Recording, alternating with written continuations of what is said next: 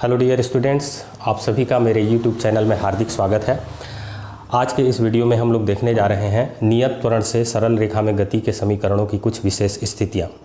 इससे पहले वाले वीडियो में मैंने नियत त्वरण से गति के समीकरणों की स्थापना दो अलग अलग विधियों से की थी। पहला विधि था सामान्य विधि और दूसरा विधि था समाकलन विधि। तो आज की इस वीडियो में हम लोग देखेंगे उन समीकरणों की विशेष स्थितियाँ। तो जैसा कि आप जानते ही हैं, हमने 3 समीकरण स्थापित किए थे नियत त्वरण से गति के।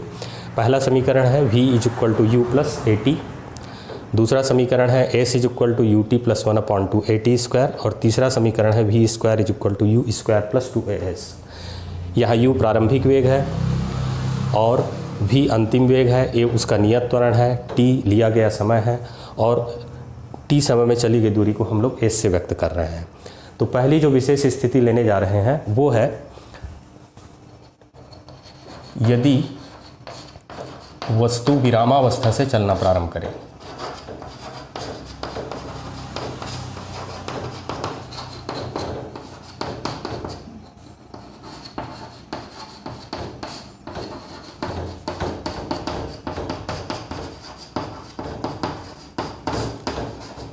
आरंभ करे, वस्तु नियत त्वरण से ही गति करेगा, लेकिन शुरू में वह विरामावस्था में रहेगा, मतलब प्रारंभिक वेग उसका 0 हो जाएगा। तो यदि वस्तु विरामावस्था से नियत त्वरण से चलना प्रारंभ करती है तो प्रारंभिक वेग आपको 0 ले लेना है। जब भी संख्यात्मक प्रश्न में ये वाक्य आए कि एक वस्तु नियत त्वरण इतना इतना से विरामावस्था से चलना प्रारंभ करती है, तो आपको समझ जाना है कि वस्तु चूँकि विरामावस्था से चलना प्रारंभ कर रहा है तो उसका प्रारंभिक वेग 0 होगा। तो यदि u = 0 होता है तो यहाँ पर सभी तीनों समीकरणों में पहला जो पद आता है देखेंगे दाहिने पक्ष में, इसमें भी u है, इसमें भी u है और इसमें भी u है। तो यदि u 0 हो जाता है तो ये पद तीनों समीकरण के 0 हो जाएंगे और समीकरण का स्वरूप कुछ ऐसा हो जाएगा। पहला समीकरण का स्वरूप हो जाएगा v = at, दूसरे समीकरण का स्वरूप हो जाएगा, यहाँ का ये पद 0 हो गया तो s = हो जाएगा 1/2 at², और जो तीसरा समीकरण है यहाँ भी इसका पहला पद 0 हो जाएगा दाहिने पक्ष में और ये हो जाएगा v² = 2as। तो यदि वस्तु विरामावस्था से चलना प्रारंभ करे तो तीनों गति के समीकरणों का स्वरूप ये हो जाता है। अब हम लोग आते हैं दूसरी विशेष स्थिति पे। दूसरी विशेष स्थिति है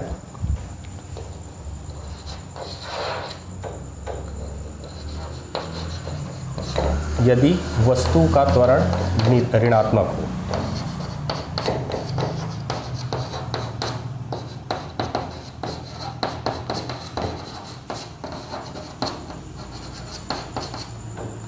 तो ऋणात्मक त्वरण का क्या तात्पर्य है? ऋणात्मक त्वरण का तात्पर्य है कि वस्तु का वेग हर सेकंड बढ़ने के बजाय हर सेकंड एक नियत दर से घट रहा है, तो उसको हम लोग ऋणात्मक त्वरण या दूसरे शब्द में उसी को हम लोग मंदन भी कहते हैं। तो वस्तु नियत त्वरण से चल तो रही है लेकिन उसका त्वरण ऋणात्मक है, अर्थात प्रति सेकंड उसके वेग में एक नियत दर से कमी आ रही है। तब ये जो त्वरण है ये यहाँ पर हमने लिए हैं। तो जब यहाँ इन सूत्रों की हमने व्युत्पत्ति की तो हमने ये मानकर सूत्र की व्युत्पत्ति की थी कि कण प्रारंभिक वेग u से चलना प्रारंभ करता है और हर सेकंड उसका वेग नियत दर a से बढ़ रहा होता है, तब ये समीकरण हमको प्राप्त हुए थे।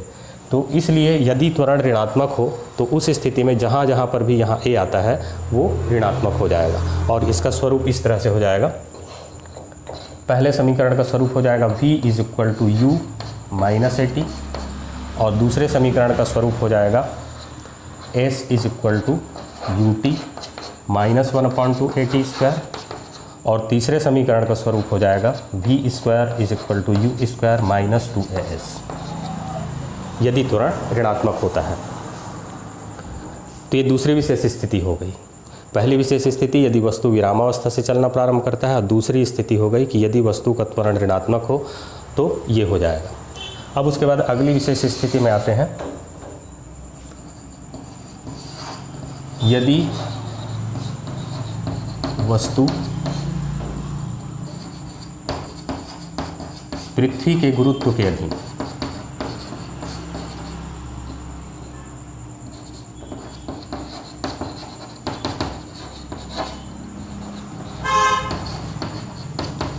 ऊंचाई h से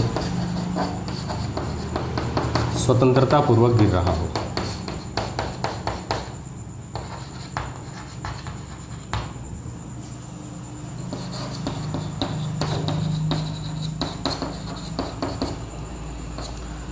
तो हम लोग जानते हैं कि जब भी कोई वस्तु पृथ्वी के सतह से मान लीजिए h ऊंचाई से गिर रहा है, तो उसका जो गति होता है नियत त्वरण से गति होता है, और उसमें पृथ्वी के गुरुत्वीय त्वरण जो कि लगभग 10 मीटर प्रति सेकंड के स्क्वायर के बराबर होता है का नियत गुरुत्वीय त्वरण नीचे की ओर कार्य करता है, जिसके कारण लगातार हर सेकंड उसका वेग बढ़ता जाता है। तो यहाँ पर दो बातें हैं। पहला तो यदि वो पृथ्वी के गुरुत्व के अधीन गिर रहा है तो उसका त्वरण पृथ्वी के गुरुत्वीय त्वरण के बराबर होगा, अर्थात A = g। और जब वस्तु नीचे की ओर गिरता है तब उसका गुरुत्वीय त्वरण धनात्मक होता है। और चली गई दूरी के स्थान पर जिस ऊंचाई से गिरा रहे हैं उसको लेंगे, तो S = यहाँ पर हो जाएगा h। अब यहाँ एक शब्द और बोला गया है, ध्यान दीजिए, स्वतंत्रता पूर्वक गिर रहा हो। स्वतंत्रता पूर्वक गिर रहा हो मतलब मान लीजिए ये वो कोई वस्तु है, तो इसको मैं यहाँ पर विरामावस्था से छोड़ूंगा तो ये स्वतंत्रता पूर्वक गिरेगा। तो इसका मतलब ये हुआ कि उसका प्रारंभिक वेग भी 0 होगा। जब भी ये कहा जाए कि वस्तु स्वतंत्रता पूर्वक गिर रही है, इसका मतलब ये होता है कि उसका प्रारंभिक वेग 0 है। तो ये तीन चीज़ें हैं। पहला तो गति के समीकरणों में जहाँ पर भी a आ रहा है, तो पृथ्वी के गुरुत्व के अधीन जब गति होगी तो a के स्थान पर हमको g लिखना पड़ेगा। चली गई दूरी के स्थान पर हमको ऊंचाई, जिस ऊंचाई से उसको गिराया जा रहा है, और प्रारंभिक वेग सभी का 0 हो जाएगा। तब इन गति के समीकरणों का स्वरूप ये हो जाएगा v = प्रारंभिक वेग 0 और ये हो जाएगा at, तो ये हो जाएगा gt। दूसरा समीकरण हो जाएगा s के जगह में हमको h लिखना है, h = ये वाला पद 0 हो जाएगा और प्लस 1/2 gt² हो जाएगा, a की जगह में g लिखना है। और तीसरा समीकरण हो जाएगा v² u² वाला पद फिर से 0 और ये हो जाएगा 2g और h, a के जगह। तो ये तीसरी विशेष स्थिति हो गई। यदि वस्तु पृथ्वी के गुरुत्व के अधीन ऊंचाई h से स्वतंत्रता पूर्वक गिर रहा हो तब a = g हो जाएगा, पृथ्वी के गुरुत्वीय त्वरण के बराबर। S = h, चली गई दूरी को ऊंचाई से व्यक्त करेंगे, और चूंकि वस्तु स्वतंत्रता पूर्वक नीचे की ओर गिर रही है तो इसलिए उसका प्रारंभिक वेग 0 होगा। और यदि इन तीनों चीज़ों को हम यहाँ पर गति के समीकरणों में रखते हैं तो ये स्वरूप हमको मिलेगा। v = gt पहला समीकरण, h = 1/2 gt², और तीसरा समीकरण हमको प्राप्त होता है v² = 2gh। अब हम लोग आते हैं चौथी विशेष स्थिति में। इसी का ठीक उल्टा, यहाँ पर वस्तु ऊंचाई h से स्वतंत्रता पूर्वक नीचे की ओर गिर रहा था पृथ्वी के गुरुत्व के अधीन। अब चौथी विशेष स्थिति में हम लोग वस्तु को प्रारंभिक वेग u से ऊर्ध्वाधर ऊपर की तरफ फेंकते हैं। तो जब हम लोग किसी भी वस्तु को पृथ्वी के सतह के करीब ऊर्ध्वाधर ऊपर की ओर फेंकते हैं तब हम लोग का सामान्य अनुभव है कि जैसे जैसे वस्तु ऊपर जाती है तो उसका वेग पृथ्वी के गुरुत्वीय त्वरण के नीचे की ओर होने के कारण लगातार कम होते जाता है। मतलब यहाँ पर भी पृथ्वी का गुरुत्वीय त्वरण 10 मीटर प्रति सेकंड का स्क्वायर यानी कि g ही रहेगा, लेकिन वह ऋणात्मक हो जाएगा। तो यदि वस्तु पृथ्वी की सतह से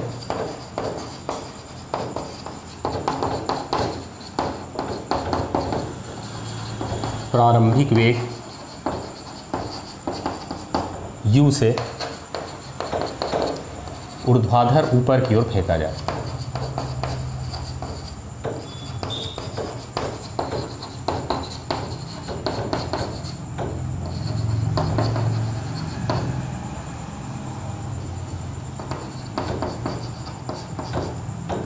ऊर्ध्वाधर मतलब बिल्कुल सीधे ऊपर की ओर हम लोग उसको प्रक्षेपित कर रहे हैं, तब यहाँ पर सबसे पहली बात तो जो पृथ्वी का त्वरण हो जाएगा वो ऋणात्मक त्वरण होगा, क्योंकि ऊपर की ओर जब वस्तु गति करती है तो पृथ्वी का गुरुत्वीय त्वरण ऋणात्मक हो जाता है। h के स्थान पर पहले की तरह हमको h ही लेना है, और u यहाँ पर 0 नहीं है। प्रारंभिक वेग यदि नहीं होगा तो वस्तु ऊपर की ओर जा ही नहीं सकता। तो इसलिए अब गति का समीकरण जो 3 समीकरण है, पहला समीकरण था v = u + at, इसका स्वरूप हो जाएगा v = u, और यहाँ पर आ जाएगा चूँकि त्वरण ऋणात्मक है तो a के जगह -g आपको लेना है, तो ये हो जाएगा -gt।